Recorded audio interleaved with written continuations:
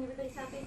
Yep. Oh, you going? Well, I really want to congratulate you. You've done such a spectacular job on this movie. It just really blew me away. And I wanted to know, I mean, once you got started or knew what you were, what was ahead of you, how freaked out were you?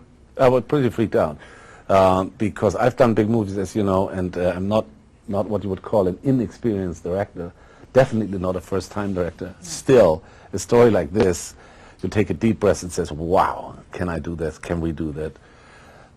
It's the biggest ever. It's a movie of a lifetime. Yeah. I mean, it doesn't get better than this, and doesn't get more difficult than this.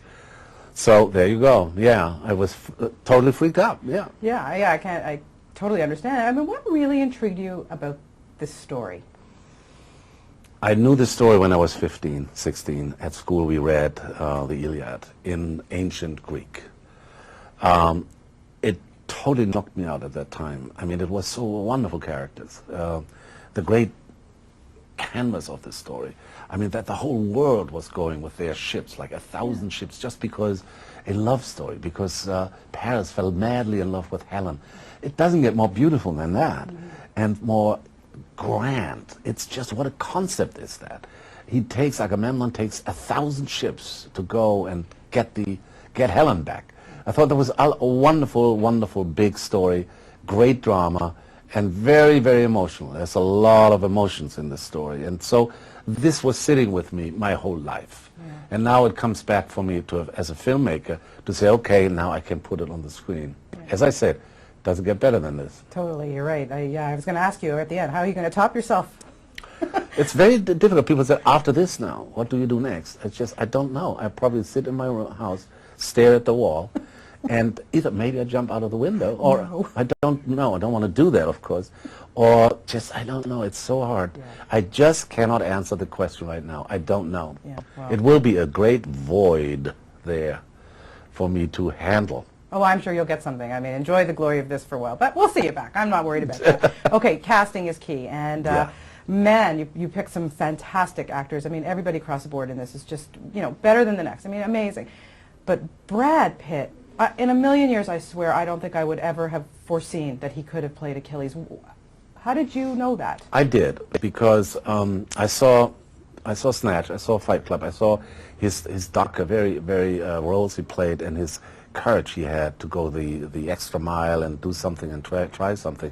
I knew about his courage, and I knew about his risk-taking acting style he had sometimes. But not many people have seen these films, so I thought, if he gets the right part in a big mainstream movie like what Troy actually is, a character like Achilles, where both comes together for Brad, the beautiful side of him that he sometimes tries to disguise, and the toughness and the ferocious nature of this man, the dark side of this man, it will be probably for him also the role of a lifetime, and he will do it. He can pull it off.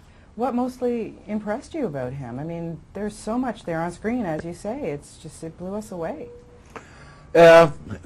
Because he takes so many risks. I think he's a wonderful actor in a way that he doesn't go the safe route. He comes across sometimes very arrogant in the movie. He comes across as extremely vulnerable. He collapses and cries over the dead body of Hector after he saw Peter O'Toole. He is a very, very sensitive man when it comes around about this young slave girl, Briseis. And he's very dark and violent, very violent. His fighting style is almost art. I mean, he goes and kills by the dozen people in a very artful, almost beautiful way. Yeah. It's so many controversial things about the character of Achilles, and I must give credit to him for most of all of this, because he just offered things like that, and it was nothing like even presenting his body. I mean, that because it's part of it also, that Achilles is just a beautiful godlike creature, that he was absolutely fine in presenting himself almost naked, because also that is part of the character. Yeah. I had two really favorite scenes. The one where he and Eric Bana are fighting. I mean, the choreography on that was spectacular. Were you ever nervous? I mean, putting these big stars against each other, and they did everything. They did everything themselves. There's no stuntman involved. They were fighting each other ferociously and nervous. of course, you're always nervous in a situation like that. You can train it to perfection and something can happen, and it did happen. There was one hit Eric Bana got from Brad where he was cut in the nose and was bleeding and he was going down for 20 minutes. He was out.